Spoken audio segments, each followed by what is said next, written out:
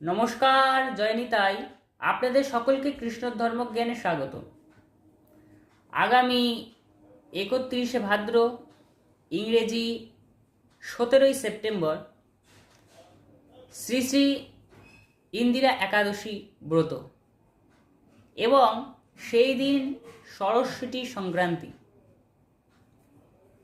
এবং আগামী 1লা আশ্বিন, ইংরেজি 18ই সেপ্টেম্বর